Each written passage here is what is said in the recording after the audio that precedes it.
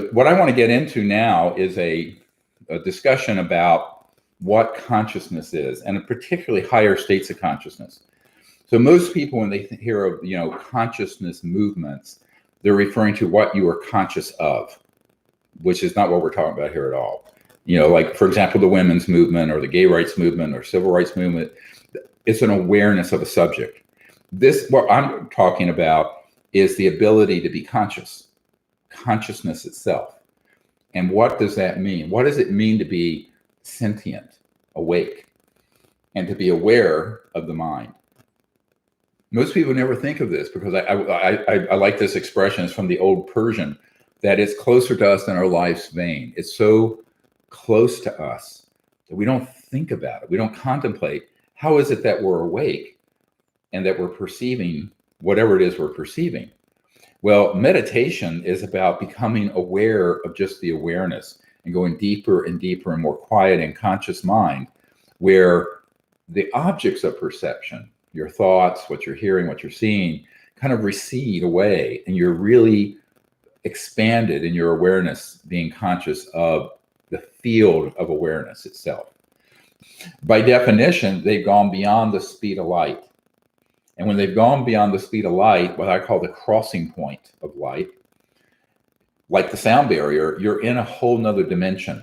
It's a whole different law of physics that are operating. And the core of that are increasingly conscious dimensions: thought, visualization, astral, celestial, all kinds of aspects of energy that are beyond the 3D material that we're also hung up on. The reality is, most of the cosmos is resonating or phasing beyond the speed of light. And this is beginning to be recognized by physicists in the post-quantum era. And the reason it's very interesting, it's like full circle. If you look at the ancient teachings of native peoples, the ancient, even the Gnostic Christians, you look at the ancient Vedas, the Sanskrit ancient teachings from hundreds, thousands of years ago. We don't know how old the Vedas are in Sanskrit. It predates any organized religion, including Hinduism or Buddhism, by the way. And those bodies of knowledge were all centered in the science of consciousness. So what I think is that the field of consciousness and that study is something that is not only ancient, but very futuristic, ironically. And that's where we're headed. Now, civilizations that are going past the speed of light, if they don't understand the science of consciousness, they can't do it. They can't contact each other. They can't communicate to their home planet, etc. And why is that? Well, we're using this system right now. We're on YouTube, and we have phones that are operating on radio frequencies, which are from 1844, Marconi and Marconi's Hill and the telegraph. Those are all propagating in a waveform at 186,000 miles per second, which is the speed of light. So every second it's traveling 186,000 miles, which sounds fast, but it isn't. It's just too damn slow to go interstellar. So when you're going interstellar, let's talk about our nearby star systems in our own galaxy. Say 1% of the way across the Milky Way is, since it's 100,000 light years across, it's enormous. In other words, a beam of light would take 100,000 years to traverse just our own galaxy, which is one of billions or trillions of galaxies, each with 100 billion star systems or more. So when you look at that, let's look at 1% of the way across the Milky Way. That's 1,000 light years. 1,000 light years at the speed of how you and I are communicating right now. It take 1,000 years to say hello, and another 1,000 years to get an answer back. How are you doing? That just took the time since the birth of Christ. So it is not possible that we're being visited by civilizations that are locked into 3D material, linear, speed of matter, speed of light. And that's why we have to, even if we're just emerging as a civilization, we have it within our traditions, but also within our own conscious experience, the ability to deeply understand that the consciousness field is an unbounded field. It's not bound by space or time. And that thought emanating and moving in that field, if you can expand your awareness and see with your mind a distant place or distant time, you can connect seamlessly to it.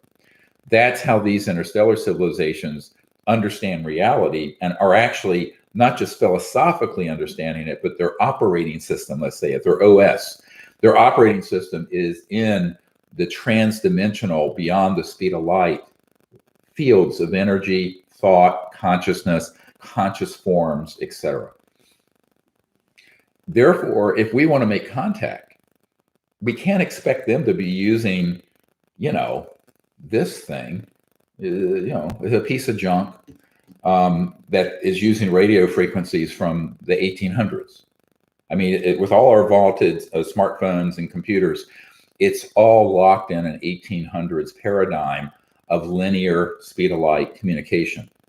Never mind our travel. Our travel systems are jets and cars that are really from the 1800s and early 1900s, burning fuels to putter along at 600 miles an hour on a Boeing 787 Dreamliner.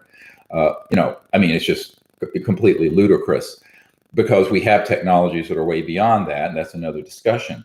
But the point is, when you see an interstellar vehicle and it's come from another star system, even if it's in our nearby cluster of stars in our own galaxy, they are not going at the speed of light.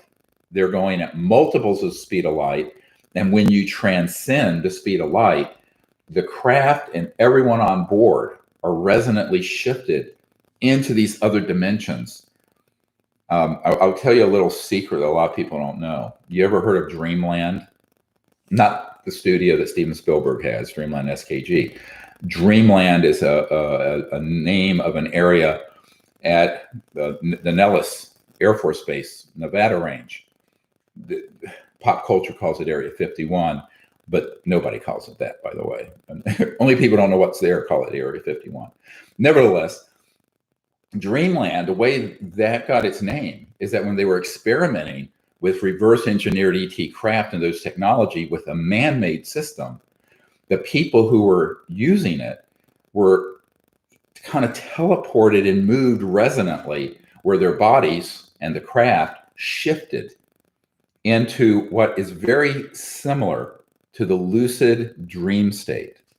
Let me repeat that. If you have a dream where you're flying over the ocean or over the forest or your city, the body of light that you're doing that with is very, very similar to what an interstellar vehicle or even an experimental man-made one shifts into when they're using high voltage systems that are resonating in a way that all the electrons and all the matter of that spacecraft and people's bodies are resonantly shifted in terms of frequency to this beyond the speed of light aspect. And it isn't like you speed up to the speed of light. You're there in a 3D, and then you're there in another dimension.